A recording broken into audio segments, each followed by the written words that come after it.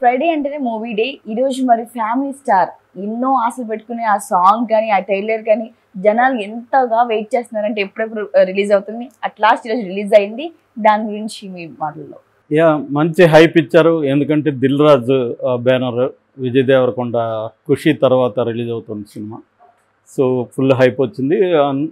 అన్నిటికంటే ఏంటంటే summer holidays, so మంచి టైమింగ్ కూడా. ఇంకా దిల్ రాజు కూడా పబ్లిసిటీ కూడా చాలా బాగా చేశారు. రెండోది ఏంటంటే కాంపిటీషన్ ఏమి లేవు, టిల్లు స్క్వేర్ ఉంది తప్ప, అది కూడా టైం అయింది కాబట్టి అన్నీ కూడా బాగున్నాయి. అయితే సినిమా ఎలా ఉంది అనేది చూద్దాం. ముందుగా కాస్టింగ్ విషయానికి వస్తే విజయ్ దేవరకొండ, మృణాల్ ఠాకూర్, ఆమె సీతారామం, హాయ్ నాన్న ఆ సినిమాలో హీరోయిన్, జగపతి బాబు, వెన్నెల కిషోరు, రోహిణి హత్తంగడి, రవిబాబు, వాసుకి, అభినయ, మంచి కాస్టింగ్ ఉన్నారు. సో ఇక టెక్నికల్ స్టాఫ్ విషయానికి వస్తే దిల్ రాజు ప్రొడ్యూసరు, పరశురామ్ డైరెక్టర్, దాని తర్వాత గోపి సుందర్ మనకు very popular music director, K V Mohanan cameraman. ఇక సినిమా కథ విషయానికి వస్తే ఇది ఒక గీత గోవిందం లాగా ఒక సింపుల్ స్టోరీ. ఫ్యామిలీ స్టార్ అనే టైటిల్లోనే ఉంది కాబట్టి ఫ్యామిలీ బ్యాక్గ్రౌండ్, లవ్ స్టోరీ, కొన్ని యాక్షన్ సీక్వెన్స్, ఇంతే. ఇంకా వేరే ఏ రకమైన మనల్ని సర్ప్రైజ్ చేసే ఎలిమెంట్స్ కూడా లేవు. వెరీ మనకి చిన్నప్పటి నుంచి తెలిసిన కథే. సో మిడిల్ క్లాస్ అని కానీ typical middle class mind set ఇవి ఉంటాయి. అది కూడా సినిమాటిక్ టిపికల్. లైఫ్లో ఇవాళ మిడిల్ క్లాస్ వేరే రకంగా ఉంది, కానీ సినిమా మిడిల్ క్లాస్ అనగానే ఒక టెంప్లెట్ ఉంటుంది, అదే టెంప్లెట్లో ఉంటుంది. దీంట్లో ఇతను పేరు గోవర్ధన్, వాళ్ళ నాన్న పేరే విజయ్ దేవరకొండ, వాళ్ళ నాన్న పేరే పెట్టుకున్నాడు క్యారెక్టర్కి. అతని స్టోరీనే సినిమా. అంటే గోవర్ధన్ రిలేషన్షిప్స్ మీదనే సినిమా, ఇంకా వేరే ఏం లేదు. సో గోవర్ధన్ ఇది యాక్చువల్గా ఓపెనింగ్ మన రష్మిక మందన్నకి స్పెషల్ థ్యాంక్స్ చేయడంతో ఓపెన్ అవుతుంది సినిమా. దాని తర్వాత మృణాల్ ఠాకూర్ ఫ్లాష్ బ్యాక్తో ఓపెన్ అవుతుంది. ఆ తర్వాత విజయ్ దేవరకొండ ఒక సింపుల్ ఇంట్రడక్షన్ ఉంటుంది, పెద్ద బ్యాంగ్ ఏమి ఉండదు. ఎందుకంటే దీనికి ఫ్యామిలీ సినిమాకి పెద్ద బ్యాంగ్ అవసరం లేదు. సో బ్యాంగ్ లేకుండా సింపుల్గా అవుతుంది.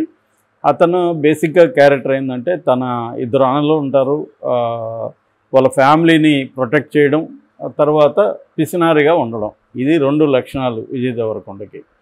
సో ఆ రెండు లక్షణాలను పోర్ట్రే చేసుకుంటూ సాగుతుంది. ఈ లోపల ఈ అమ్మాయి ఒక చిన్న గొడవతో ఏమై పరిచయం అవుతుంది. ఆ తర్వాత వాళ్ళిద్దరు రిలేషన్షిప్ ఏమైంది, ఇది ఇంటర్వెల్కి ముందు ఒక చిన్న స్టోరీ లైన్లోకి ఎంటర్ అవుతారు, ఒక చిన్న డ్రామాలకి. అక్కడ నుంచి ఇంటర్వెల్, ఇది ఫస్ట్ హాఫ్.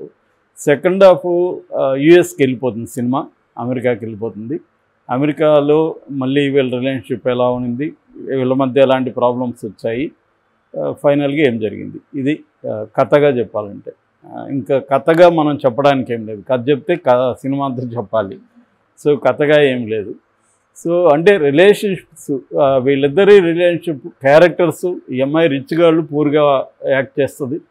సో క్యారెక్టర్స్ ఏంటి, ఇతను ఒక మిడిల్ క్లాసు, వీళ్ళిద్దరి మధ్య ఎటువంటి రిలేషన్షిప్ డెవలప్ అయింది, దానివల్ల ఏ రకమైన ప్రాబ్లమ్స్ వచ్చినాయి. మామూలుగానే రొమాంటిక్ కామెడీలో ఫార్ములా ఏంటంటే how a boy girl meets and విడిపోతారు, కలుస్తారు, విడిపోతారు, కలుస్తారు, ఇంతే సినిమా. రొమాంటిక్ కామెడీలు అన్నీ ఇలాగే ఉంటాయి. ఎలా కలిశారు, ఎందుకు విడిపోయారు, ఫైనల్గా ఎలా కలిశారు, లేదా ఫైనల్గా ఎలా విడిపోయారు, లేదా రొమాంటిక్ కామెడీలో విడిపోవడం దగ్గరే కథ స్టార్ట్ అయ్యి ముందే విడిపోయారని చెప్పి ఎలా విడిపోయారో సినిమా అంతా చెప్తుంది. ఏదేమైనా అమ్మాయి అబ్బాయి కలవడం, విడిపోవడం, మధ్యలో ఘర్షణలు, మళ్ళీ కలవడం, ఇదే ఈ ప్యాటర్నే ఉంటుంది. ఎట్ట తిప్పి ఎట్ట చేసినా ఇంతే ఉంటుంది రొమాంటిక్ కామెడీ అంటే. ఆ జాన్రాకు ఉండే స్ట్రక్చర్ అంతే. దాన్ని బ్రేక్ చేసే సినిమాలు కూడా వచ్చాయి, దాన్ని జాన్రా బెండింగ్ సినిమాలు అంటారు.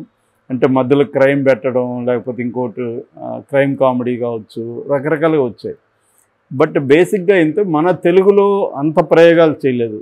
కొంత రామ్ గోపాల్ వర్మ లాంటి వాళ్ళు చేశారు తప్ప ఎక్కువగా ప్రయోగాల జోలికి వెళ్ళలేదు. ముఖ్యంగా పరశురామ్ ఆ టైప్ గై కూడా కాదు, అతను బాగా 90s గై అని చెప్పచ్చు. అంటే ఇవాళ మోడర్న్ జనరేషన్ ఎలా ఉంది, ఇవాళ మోడర్న్ ఫ్యామిలీస్ ఎలా ఉన్నాయి, మిడిల్ క్లాస్ ఎలా ఉంది. నిజానికి మిడిల్ క్లాస్ అనే అన్నింటినీ ఒక ఘాట కూడా కట్టలేము ఇవాళ. అప్పర్ మిడిల్ క్లాస్ ఒకటి ఉంది, మిడిల్ క్లాస్ ఉంది, లోవర్ మిడిల్ క్లాస్ ఉంది. నిజానికి అంటే గ్లోబలైజేషన్ తర్వాత ఈ మధ్యకాలంలో మిడిల్ క్లాసే 3 రకాలుగా డివైడ్ చేస్తున్నారు సోషియాలజిస్టులు. సో కానీ ఇతను టిపికల్ మిడిల్ క్లాస్ అనగానే ఒక సినిమాటిక్గా వాళ్ళు బాగా పిసినారితనంగా ఉంటారు, ఇట్లా ఉంటారు, ప్రతిదీ జాగ్రత్తగా ఆలోచిస్తారు, ఇలాంటి లక్షణాలు కొన్ని పెట్టుకొని దాన్ని చేశాడు. సో దాన్ని విజయ్ దేవరకొండ కూడా ప్రమోషన్లో కూడా నేను షాంపూలు అయిపోయినాక నీళ్ళు పోసి వాడతాను, లేకపోతే ఇంకా ఇవన్నీ చెప్పారు. అంటే మిడిల్ క్లాస్ వాళ్ళు అందరూ అలాగే ఉంటారా? ఉండకపోవచ్చు. ముఖ్యంగా ఈ జనరేషన్ అయితే ఎవరు ఉండరు అలాగే.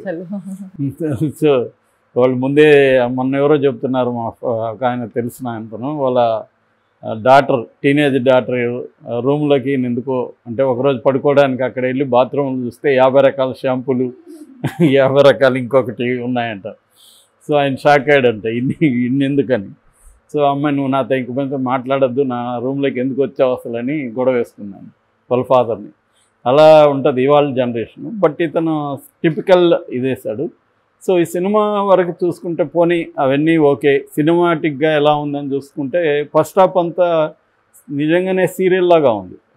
అంటే మనం నిజానికి గీత గోవిందం ఫీలింగ్ కూడా అలాగే వచ్చింది, కానీ దాంట్లో కనీసం డ్రామా అది వర్కౌట్ అయింది. దీంట్లో అది కూడా లేదు, ఇది సీరియల్ లాగా ఉంది పక్కా.